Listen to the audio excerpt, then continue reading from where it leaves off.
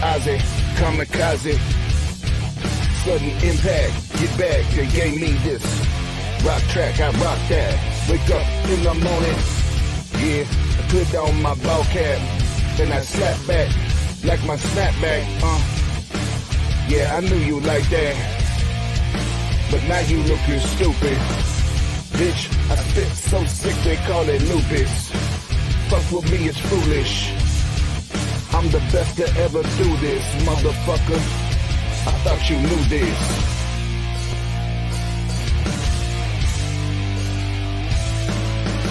You never knew what the fuck I would do, but now you know why you lied on the floor, and you never knew what the fuck I would do, but now why you lied on the floor. Yeah, now they're yelling danger, danger. Who's this motherfucker with all this hostility and a pin-up anger? Guess what? I got deadly aim, bruh. And I ain't playing games with you. I bring a house full of pain, yeah. Insane in the brain. Then I'll take you to the top of Cypress Hill and, yeah, I make you jump around, then you disappear without a sound.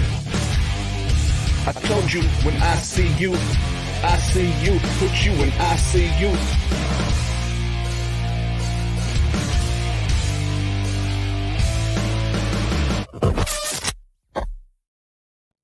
What up, what up, what up? What's up, everybody in the chat? Y'all already lively and shit? Lively and shit? What's going down? What it is? What's up? Your boy Oz with you, per the usual. And a couple things just to run through here real quick. So I put it on the social medias either yesterday or today or whenever the fuck that was.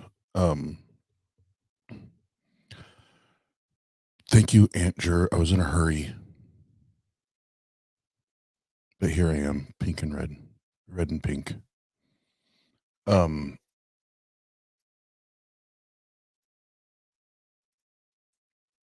The oh, I can't pull it up. That's cool. That's cool. All right, so Wednesday I'll be on with Cindy Plaza on her show. I think it's 6 p.m. Eastern time. We're going to talk about Tang Gang, Atheist Your Way. We're going to talk about the atheist hood. And at 10 p.m. Eastern time, we'll be back here on the Tang channel, and we're going to have the second installment of Becoming Comfortable with the Uncomfortable. And we have on Sunday the Behind the Curtain with Andy will be with us. Andy will be with us Sunday night. So we'll do a little comedy, some anti-theism, a little bit of that conversation, and then on the 3rd, May 3rd, May Day. It's the now it'll be the third edition or third installment of our LGBTQ plus talk show, and this time we're going to do a little different format that we're trying to make sure we keep it clean and efficient. So rather than doing a call-in show, we're asking anyone and everyone that has questions or statements or anything to do with that, that particular conversation with within that panel to call and leave a voicemail. And that number is 626 466 9809. Uno más. 626 466 9809. And we're going to go through the voicemails rather than calls, because when you have a panel like that, it's tough to take live calls. So we feel like this is going to be more productive, more efficient for the panel, and also for those that do have, want to call in and leave a voicemail, and it be addressed, and we get to we get to be able to properly give the panel the time to address any given questions or concerns or anything like that. So again, that next episode is May 3rd, 10 p.m. Eastern time. And I'll give that number one more time if you have, again, any questions for the LGBTQ plus talk show that we have coming up. 626 466 9809. And as always, the one and only Amy Newman will be hosting, kind of steering the ship, so to speak. But yeah, it's going to be badass. It's going to be badass. I'm looking forward to it. And I will just say, I won't give any details yet, because we're still working out the details. But in June, we are planning on doing a let me rephrase that. We plan on hosting a 10-hour stream for Pride Month, and it'll be a rotation of hosts and guests, and I think it's going to be amazing. And I also think it's important, it's necessary that we create that, continue to create those spaces and make it more frequent and make it more normalized. And we will definitely do whatever we can to be a part of that. So keep your eyes and your ears out for that. And as soon as we have everything nailed down, we'll let everybody know. And then last but not least, let's see if this loaded. Why does this shit not load? Oh, we do have this. God damn it. I'm an idiot. So there you go. If you want to write it down now. Because it can be a little slow sometimes. Your boy Oz can be a little slow sometimes. Who'da thunk it?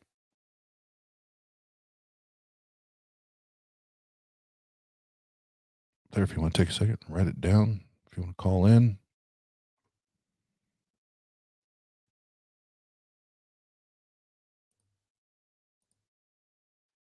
And then we have this for tomorrow night, 10 p.m. Eastern time, being comfortable with the uncomfortable.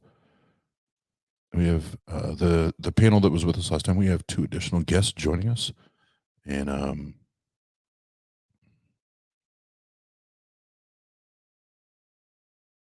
yeah, that'll be another good. No, that's not the fucking one I wanted. God damn it. But anyway, better June 25th and 26th, because I'm just fucking everything up right now. We are cleaning everything up, making sure it's ready, because really on the 2nd, that Monday, that's when we're going to go on a full court press, so to speak, as far as marketing and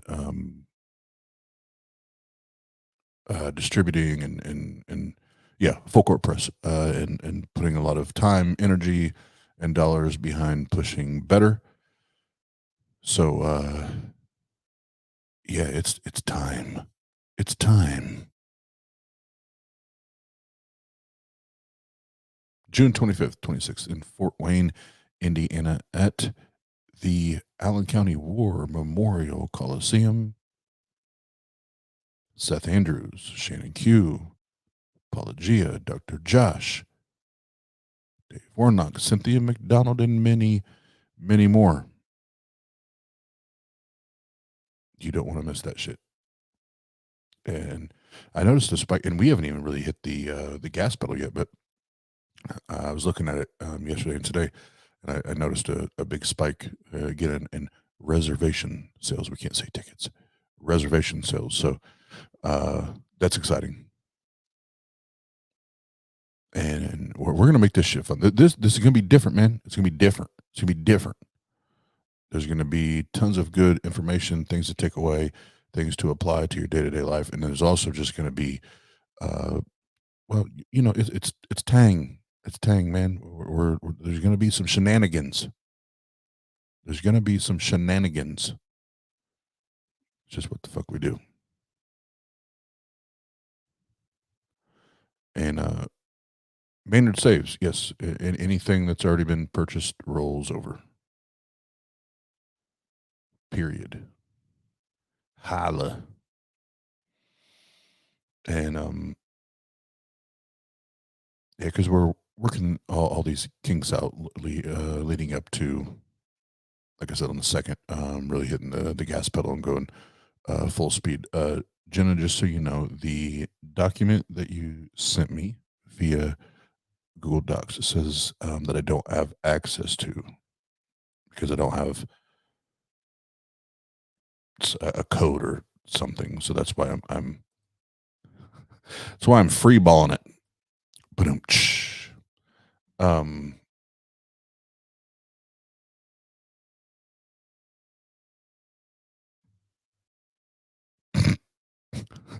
anyway, let's get to the content. That took way too long, and that's my fault.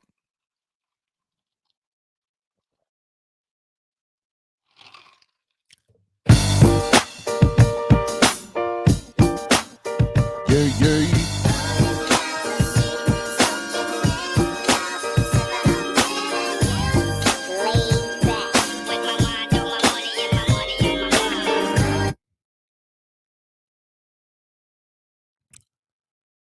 Maynard saves.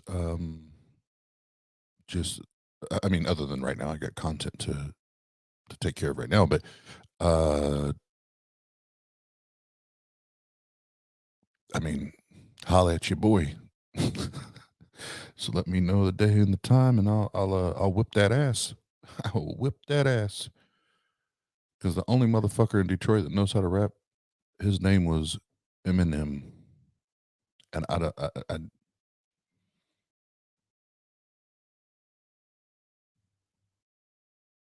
just don't see it. I just don't see it. But anyway, so this vidya comes from one of my favorite, insert sarcasm, one of my favorite Christian apologists, Braxton Miller, that seems to know a whole bunch about nothing.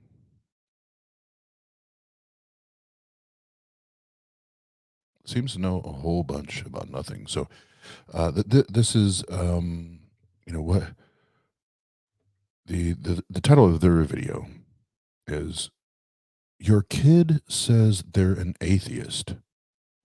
Here's your toolbox." And folks, let me tell you,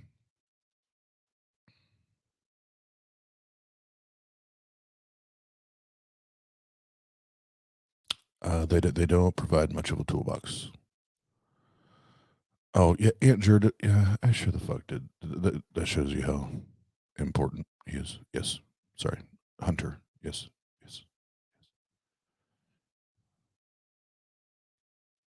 That's how impressed I am by this unimpressive argumentation, but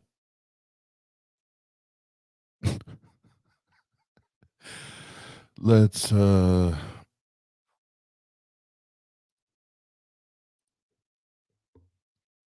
get it.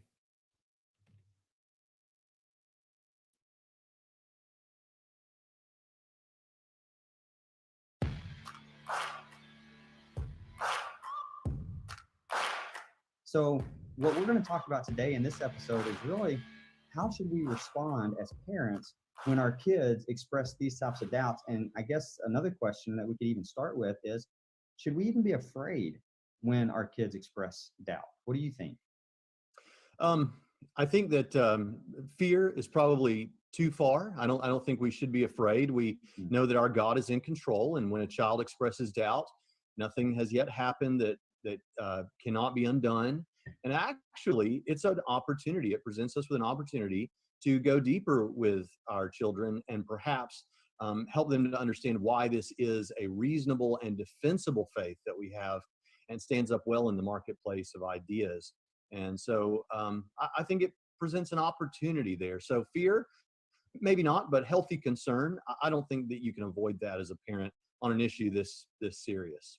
You know, I've been an associate pastor most all of my ministry, and specifically over teenagers. And so I've had parents many times come to me with those fears and saying, "Oh my gosh, my kid said this," or they're expressing this doubt, or whatever it may be.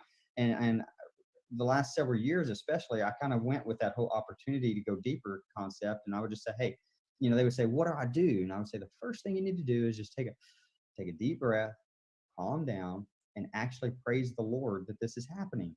And then they would look at me like I'm crazy, and it sounds crazy, but the idea is the reason our kids are expressing these questions, and that's all it is they're just raising questions. The reason they are is because they're really wrestling with, how can I make Christianity my faith and not just my parents' faith? And so for us, when we Well, no. What? That's how you're rationalizing it. What's really being asked is, why do they believe this? Because I don't find a good reason to believe this. That's you can try to rationalize it and even create apologetics for what your children are thinking, if that's what you so choose to do. But it's very simple. They're trying to figure out why you believe it, because they have access to Google. They have access to the interwebs. You didn't have that growing up, Mom and Dad.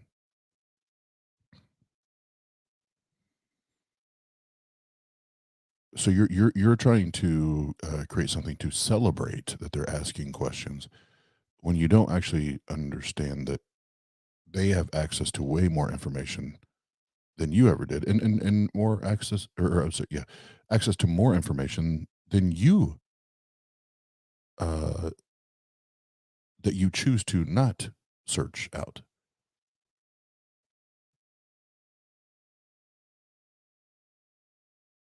So that toolbox, and I saw a couple of people in the chat say it,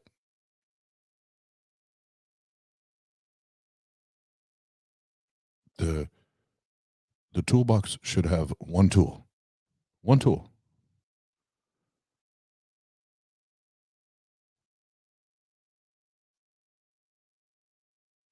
One tool. Evidence. What's your evidence, Mom and Dad? What is it that convinces you to believe, Mom and Dad? What is the good reason that causes you to believe in this thing, Mom and Dad? And then provide that evidence. What up, Pasta Man? We're talking about your boy Braxton Hunter. Not about him. about his dumbass. Peace out, Maynard saves. See you in June. And let me know when you want to get destroyed in that rap battle.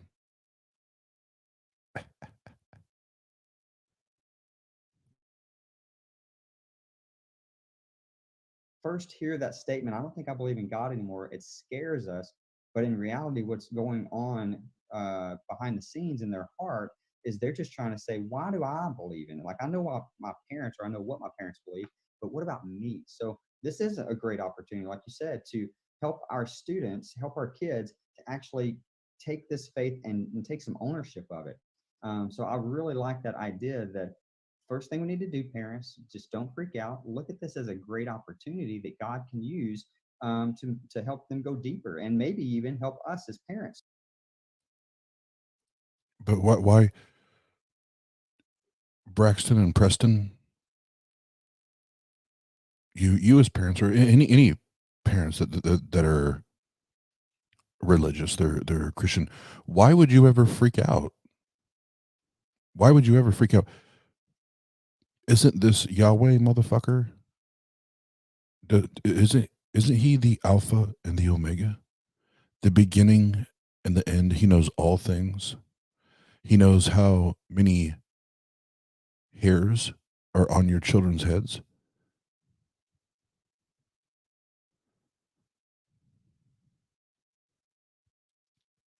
Didn't this Yahweh motherfucker know your children before they were even formed in the womb? Didn't this Yahweh motherfucker already know they were predestined to do A, B, or C, or even D?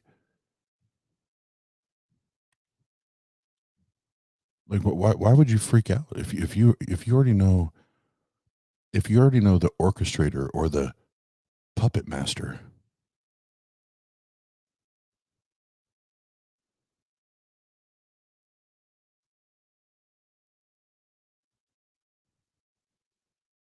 What's the fucking problem? Why would you ever freak out?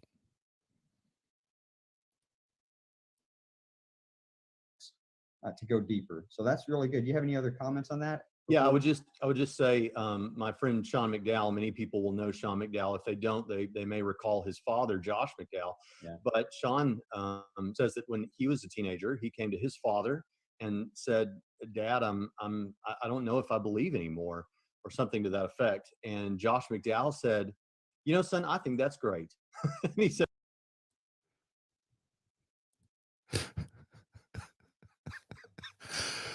All right, again, like some dumbass shit like that, we would need that evidence.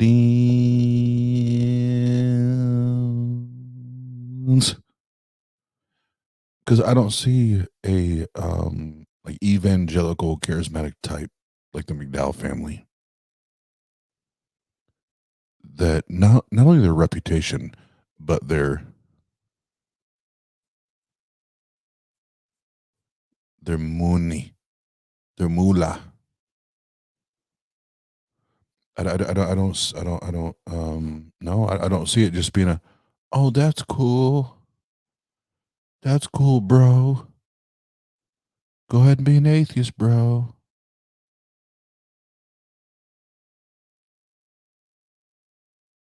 Cool, bro. Come on, man. That shit didn't happen. We know that shit didn't happen. Why you faking the funk? Why you faking the funk, man?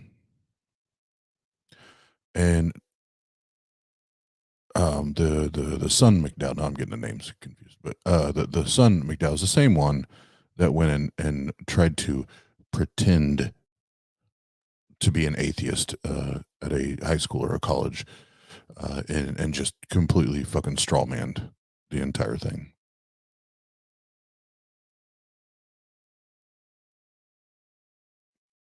This means nothing.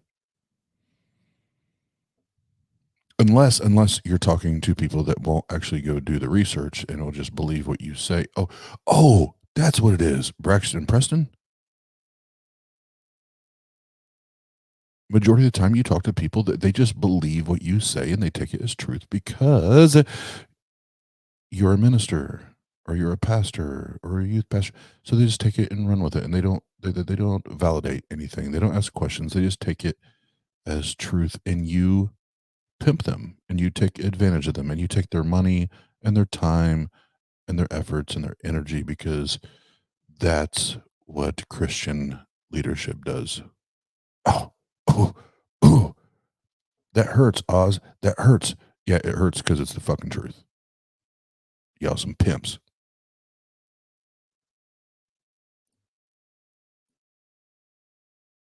So because you get to now explore this for yourself and look at the evidence and see where it leads. So that along the lines of what you said there. And I do think you're right that a couple of things can happen when a young person is going through adolescence and their teenage years and even into their early 20s, where they are trying to carve out who they are in the world.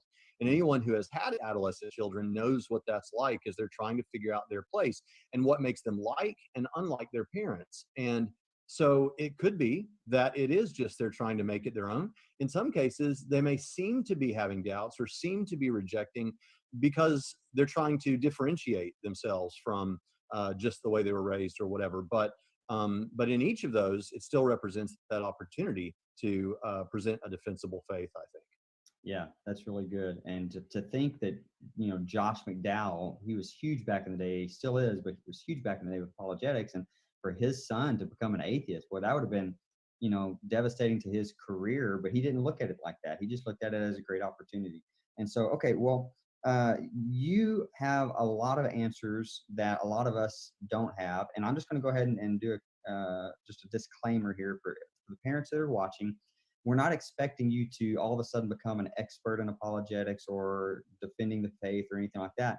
This episode is really for you to be able to, you can watch it over and over again. You might even be able to let your kiddos watch some of it if you wanted to, or we're going to give you some resources later on in this episode that you can share with your kids, and you can kind of learn more about the answers. Really quick, I just want to point out, I love when I hear apologists say this. You don't have to be an expert at defending your faith like moi. You don't have to be an expert. You don't have to be great at this like moi. Preston, where does it say that in the Bible?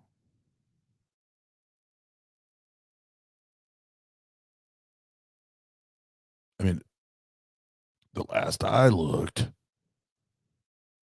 as a former Christian is all Christians should be able to, I'm sorry, all Christians should be prepared and be ready to defend their faith at any moment. So all of you should be expert apologists. All of you should be great at defending your faith. So what are you talking about? That would not be biblical, Preston. You're now giving excuse for those that don't want to do the research and do the homework and do the study and because, well, we're finding it out now more than ever. The more that people actually dig into that motherfucking book, and they do have access, no matter the age, they do have access to the interwebs and the Googles. Guess what happens? Hit the road, Jack, and don't you come back no more. They dip out. They dip out because they realize that this is bullshit.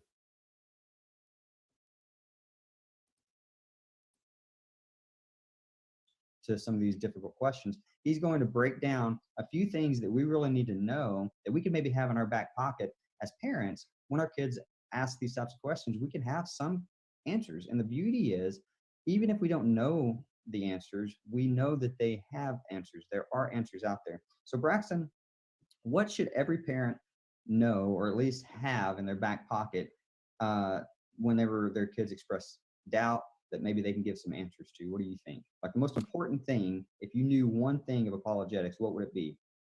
Well, I think that the most important thing for us as Christians to always keep in the forefront is Jesus, the person of Jesus, who he is. Just really quick, I want to point out that they just made the comment, you don't have to be a professional, you don't have to be an expert apologist, you don't have to be any of this, you can watch this video over and over, whatever, but listen to the direction this takes. And if this is not 100% like some, yes, Braxton Hunter, Gary Habermath, line up whoever, whatever Christian apologist you want to put in there. If this doesn't go into 100% like your well-known Christian apologetic bullshit,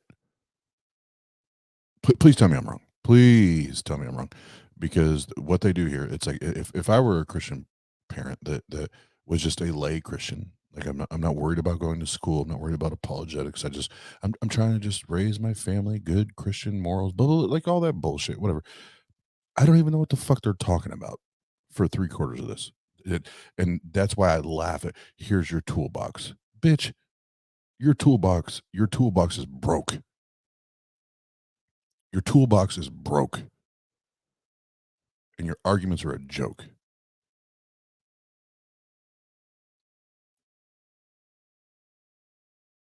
Christianity hangs or falls on Jesus. Specifically, that's a Sunday school answer. You realize that? It is a Sunday school answer, but there is a reason it's a good Sunday school answer, and that's because historically speaking, now of course we think as Christians about our personal relationship with Jesus, meaningful moments of prayer or Bible study or growth that we've had with Jesus, but historically speaking, the New Testament teaches that the resurrection of Jesus is the historical centerpiece and linchpin of the Christian faith. If Christ be not raised, we of all men are most miserable.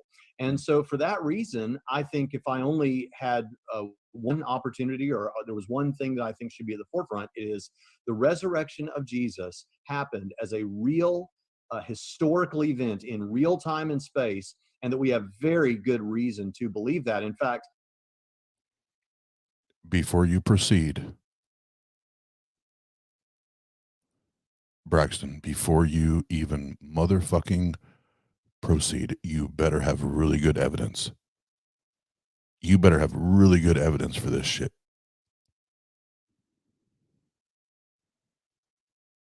I hope you got that evidence.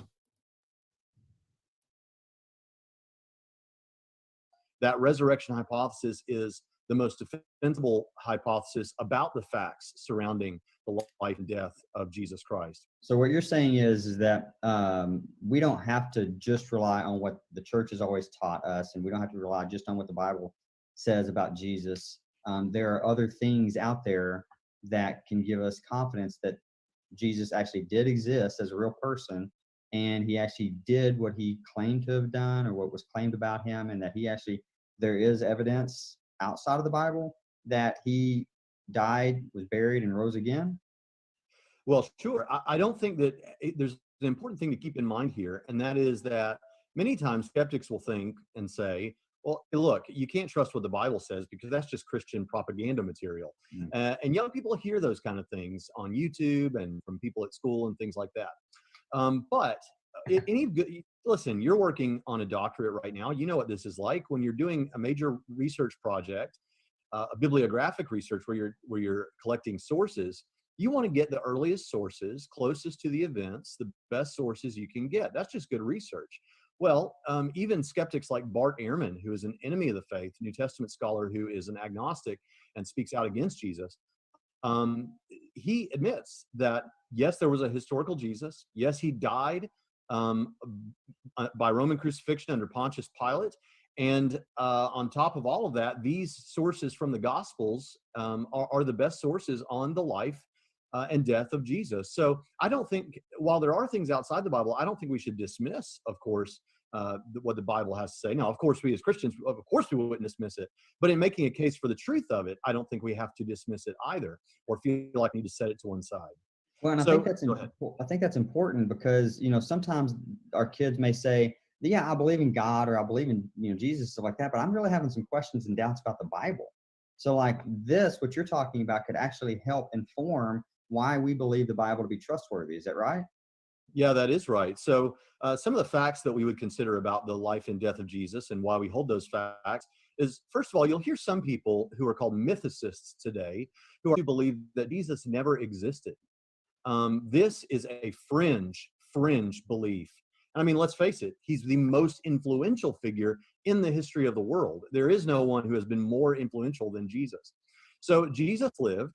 Not only that, he thought of himself as God's special eschatological agent. Now, I know that sounds like Wow, you just heard $20 me there, language. Braxton. Yeah. What that means is that he thought of himself as God's agent to bring about the kingdom of God on earth. Oh man.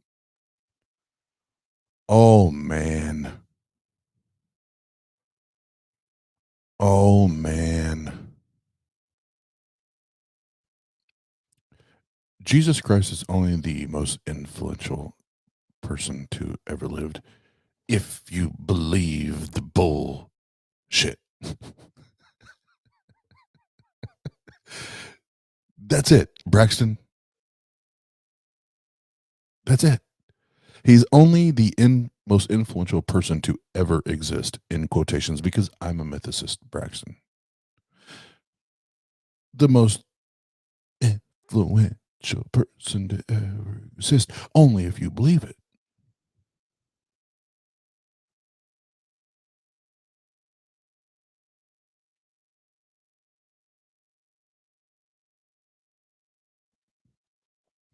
And I love that you brought Bart Ehrman up, and I noticed that you and other apologists do it too, because it's not special pleading, but it's a form of special pleading, because it's that, well, Bart Ehrman is an atheist and he says that Jesus existed, so he must have existed. No, no. And then when you try to do the whole, well, mythicism and the mythicists, that's so fringe. That's so fringe. Braxton, do you understand how many things in our culture and our society today that are prominent now were so fringe? They were so fringe years ago. You do understand that, right? And just because you or some or most may think that it's fringe today, that's cool. That's cool. But that doesn't mean shit. Because no matter how you try to spin this going forward in this stream, there are zero reliable mentions or written or recorded evidence for the Jesus Christ, the Jesus of the Bible. And if you're one of those, Braxton or Preston's like, well, I'm just talking about the historical Jesus. I'm just talking about the historical. I'm not talking about all the other shit. I'm just talking about the historical Jesus.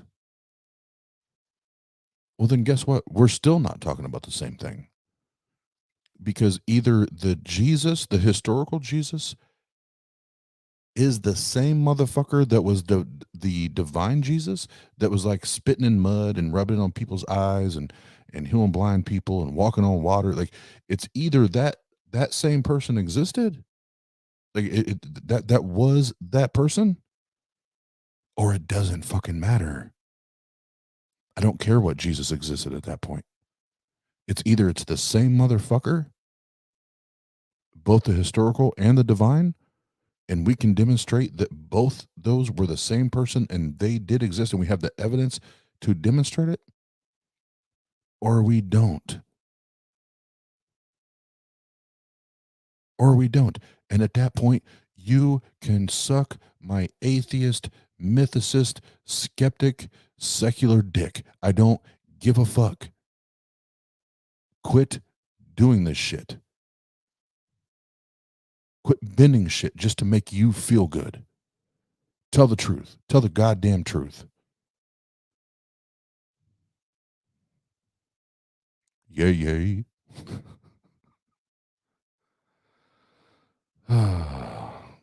I feel bad for Braxton's kids now listening to this.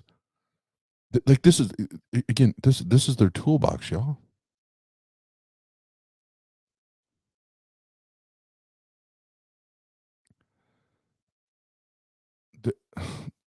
This is the toolbox they're talking about. I feel terrible for Braxton or Preston's kids. God damn. Been there, done that. You see where I'm at. Oh, Braxton, if you have sons, if you have any sons, they may end up just like me. They may end up just like me. I grew up in a family just like you, just like the shit you're preaching. I grew up in that family. Oh, Braxton, I might be, this might be, I hope you see this. I hope somebody forwards this to you. I might be the poster of what will be your son or sons. I don't know. Think about that, Braxton. Instead of actually looking into the evidence and giving, like give them the evidence. Don't give them this bullshit. Like, fuck the toolbox. Just give them the evidence. Oh, but you can't. That's a problem.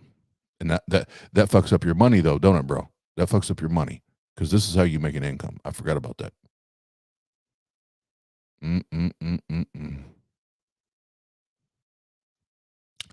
And this is where I've always said, when it comes to Christian pastors and ministers, it's money over everything, right? Money over everything. Money over everything. Get that paper. You sad sons of bitches. And so that's an important thing. And scholars who aren't even Christians recognize that, because they see Jesus using phrases and talking about himself in a way that seems to indicate that. If you read the Gospels, even the Gospels that most scholars believe are the earliest, like the Gospel of Mark, what you'll find is all kinds of things that only God is able to do, and Jesus is doing those things. So he uses titles like the Son of Man, which was understood to be a statement about who he was, that special agent of God, that messianic agent. So they believe that Jesus thought of himself as God's special agent. So that's a fact. Jesus existed, and he thought of himself that way. So, okay, that doesn't mean that he rose from the dead. Whoa. That's a fact?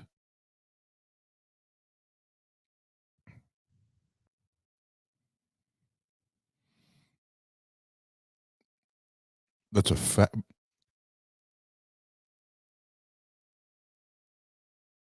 That's a fact, Braxton? That's a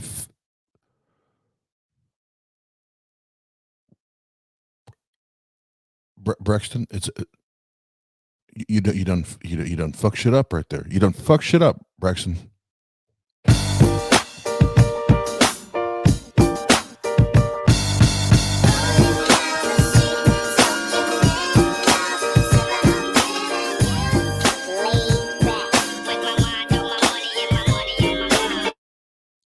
All right, so Braxton, I'm gonna have to put this. I'm gonna have to put this in front of some of the folks that I know that are much smarter than myself and you, and have have degrees and have been educated on this shit that you and I haven't been, and I'm gonna need to know that it's a fact, because I've never heard anyone assert that it's a fact. But I do appreciate that you tried to just slide that shit in there like a good Christian apologist should. But I caught it. I caught it, Braxton. You little slippery motherfucker. That's what you apologists do. Just slip that shit in there, make people think that it's true when it's not.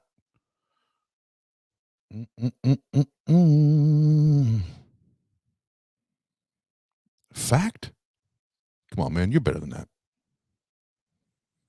You and I both know there's nothing, no evidence that demonstrates Jesus existing as a fact. You're full of shit. We both know that.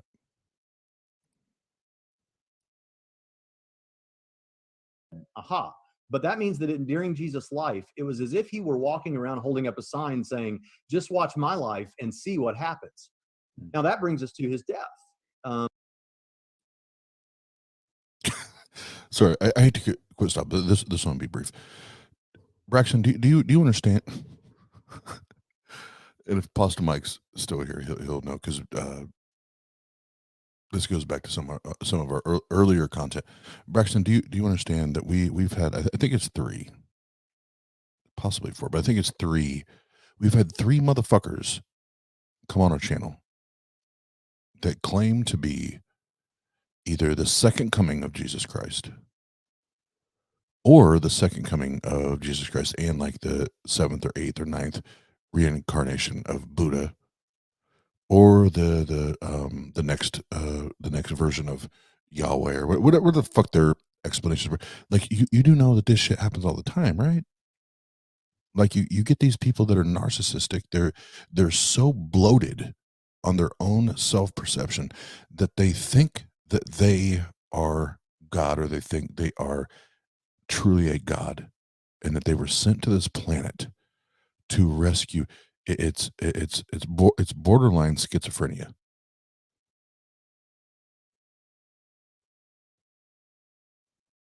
Like, you do know that, right?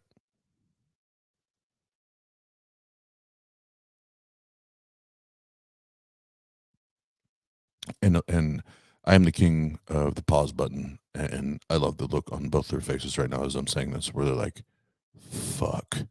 Like, they never say it out loud, but this is what I would imagine their faces look like if we were talking in real life. And I'm like, no, like, this shit has actually happened in history over and over and over and over again, where these narcissistic, self-absorbed motherfuckers say this shit.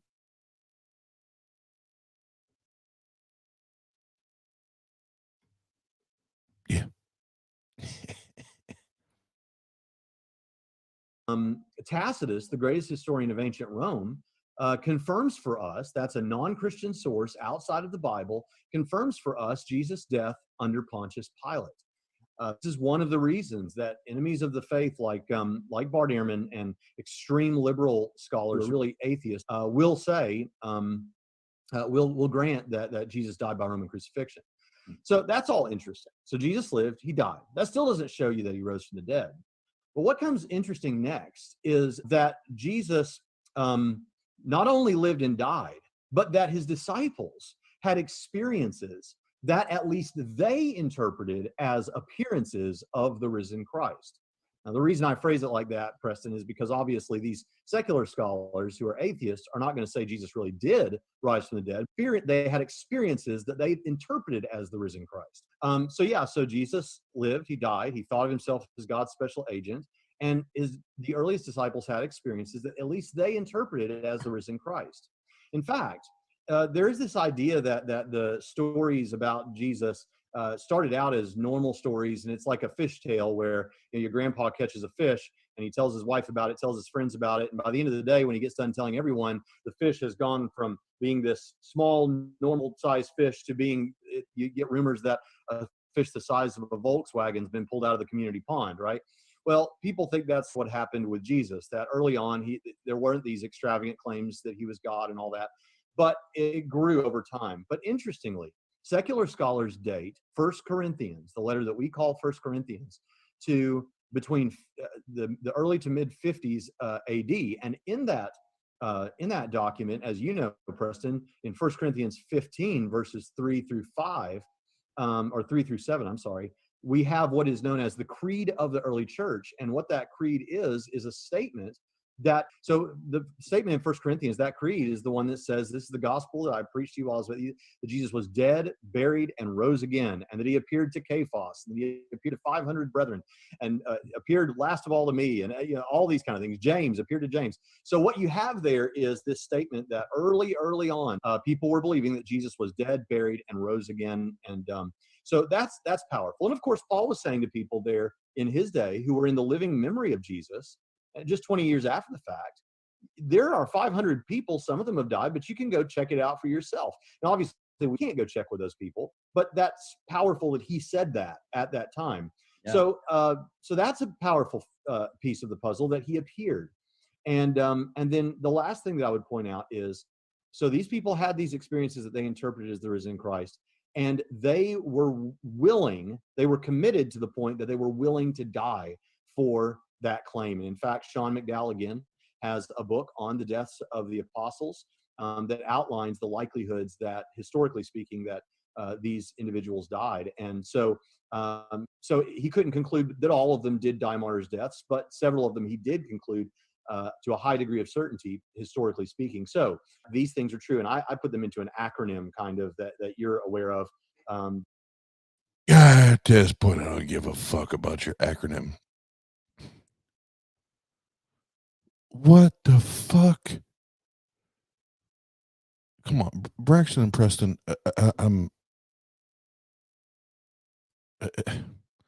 I get indoctrination because that was me for 30 years of my life. I get it. I'm not trying to be insensitive, but you two are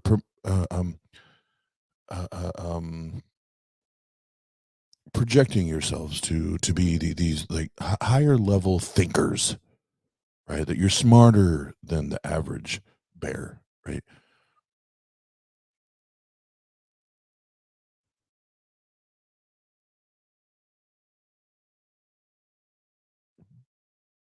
But I have to say, based on what you're saying, what you're saying right now, you're dumb as a box of rocks. How do two grown men sit in their living room or their studio or whatever and talk about this made up character?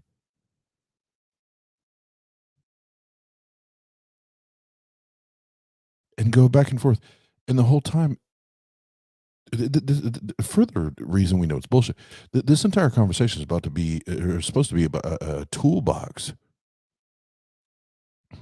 for parents that have kids that are questioning or leaving the faith. But now guess, let me just make sure this is clear. You have now gone on screen, and this isn't a toolbox for parents. This is two white Christian men jerking each other off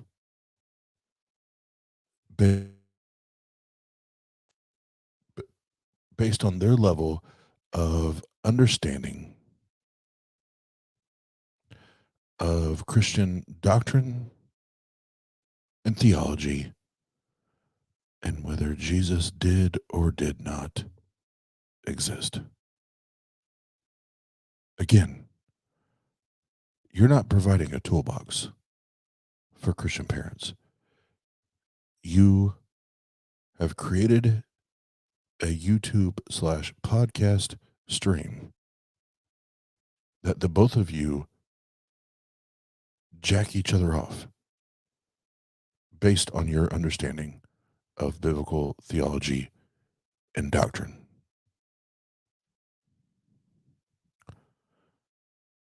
So, congratulations, I guess.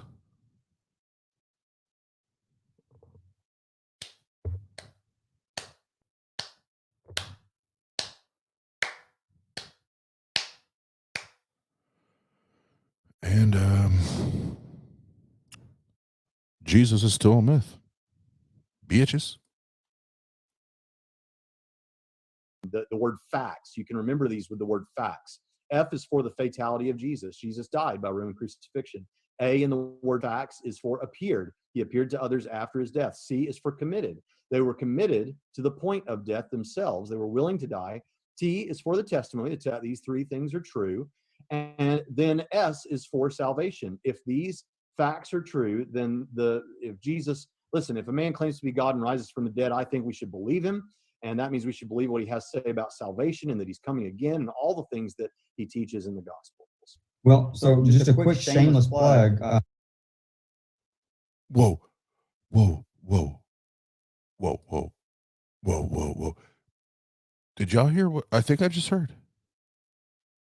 If a man claims to be God and claims to have risen from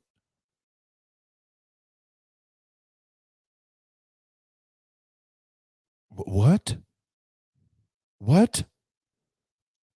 What the fuck did he just say? Hold on. Hold on. Hold on. Hold on. Hold on. Hold on.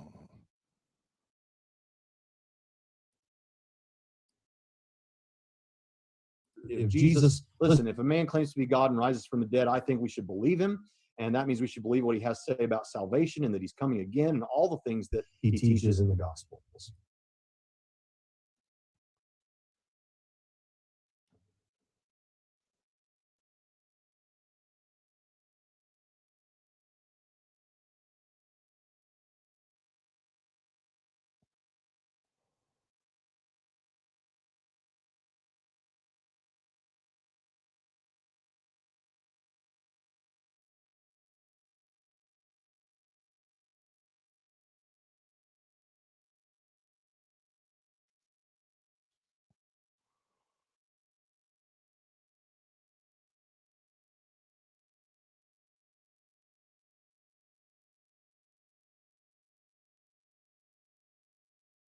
Huh?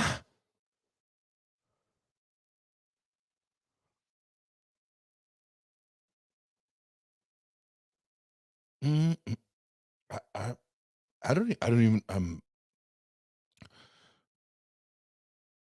look, y'all been hanging out with me long enough. No, there's not very often I'm left speechless. I don't even know.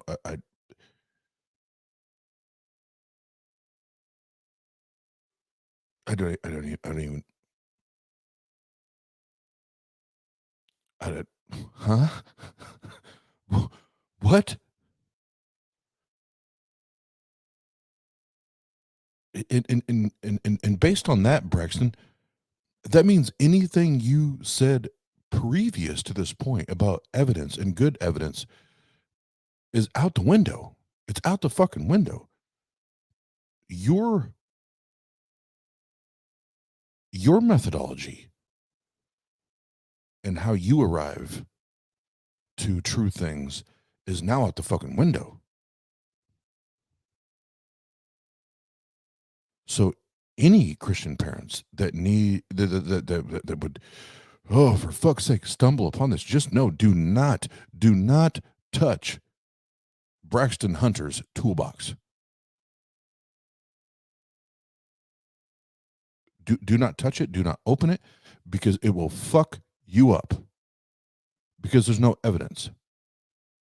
There's no good reason to open that shit up. Leave that shit alone. And you raise your kids the best you know how to raise your fucking kids. But do not go to the toolbox that Braxton and fucking Preston are talking about, because that's going to fuck them up.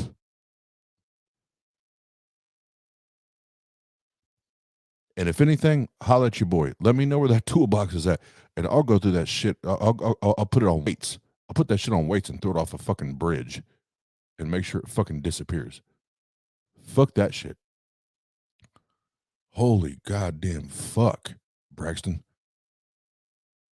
Here. See, Braxton, people in the community tried to tell me that you're one of the smart ones. They did. They tried to tell me that you were one of the smart ones. I was like, I don't know. I've watched a lot of the content, and I think he's as batshit crazy as some of the others. And they're like, no. but you've demonstrated that you want that bullshit too, bruh. Well, so just a quick shameless plug for you is what you just shared is actually in this book, and this is one of the best books on apologetics. That's Oh, thank you. super informative, but at the same time very practical. And that's what you just shared was the facts part of the core facts. So the core part is, why do we believe that there is any God out there at all? Like we believe it's Oh,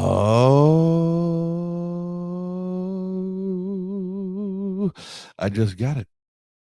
And actually, because of that, I'm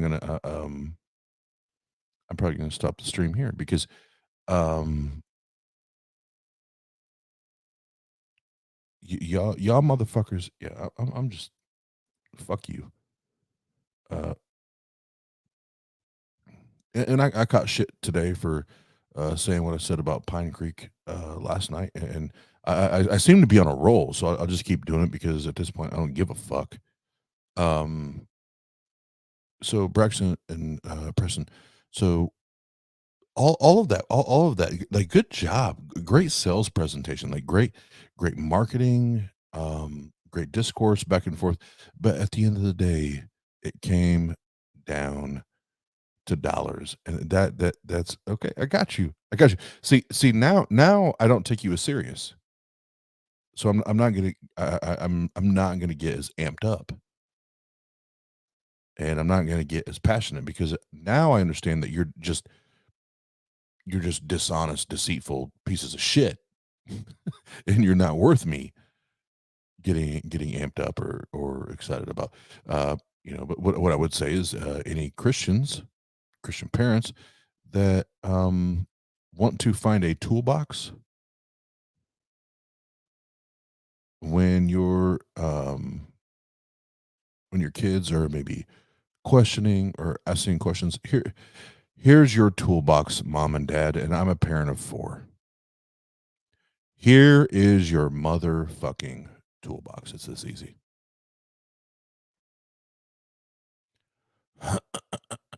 Everybody listening? This is going to be like some apologetic shit. Not at all. Okay, I can understand why you would feel that way, or why you would see something or see it that way. Tell me why, and then let's talk about it.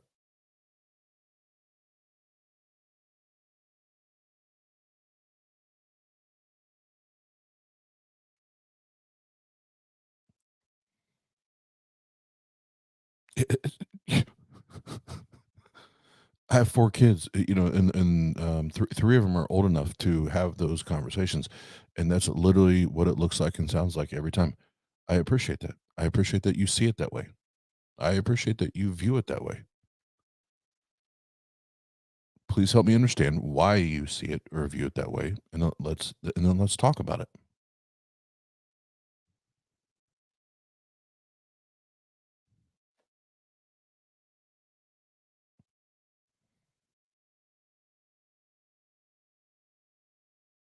I don't need Christian apologetics. I don't need apologetics for Jesus Christ. I don't need apologetics for Yahweh. I don't need any of that. The only thing that I need to do as a father is to communicate love and respect and communication and appreciation for all people to my children, and that's it. That's what I do. And that's all I do. And my kids are fucking amazing. My kids are fucking amazing. I'm to steal from Christian vernacular. I'm blessed. I'm blessed. My children are fucking amazing.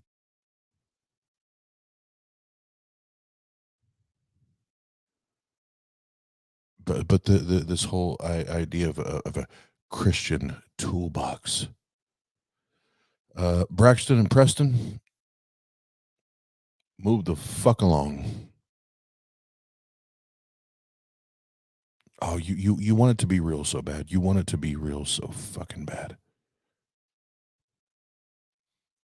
and that's why you feel compelled to have this toolbox, is because as as minuscule as your little toolbox is, you think that you can use that little toolbox to combat the information that is on the interwebs, the Googles, and the YouTubes, and everything, and you think that little toolbox is gonna keep your child from becoming an atheist. But guess what? My parents thought the same fucking thing. Here I am. Here I am.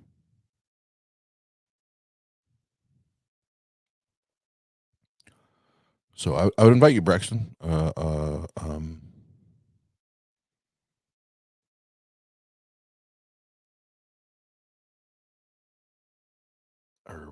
Braxton, I know. Preston, I thought that's Braxton, and or we can do a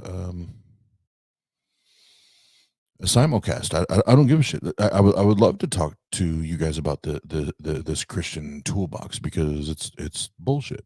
It's fucking bullshit, and I can tell you why it's bullshit as a former believer of 30 years, and why it means nothing, especially in 2022. That toolbox is shit.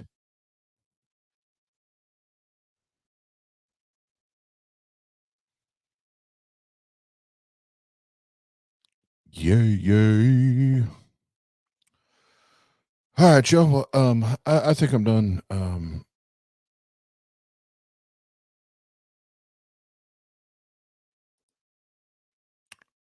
Victor, I know you you're on the show the other night, but well, I'm not saying we. There's others on our channel that don't, but I have a very late schedule, so I almost always stream late. So if you enjoy sleep, do not follow me.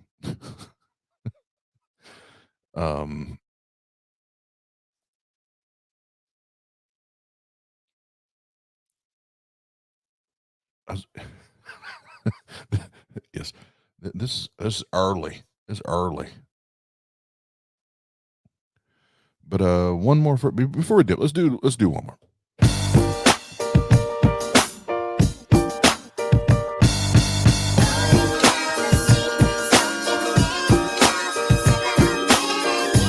Yeah.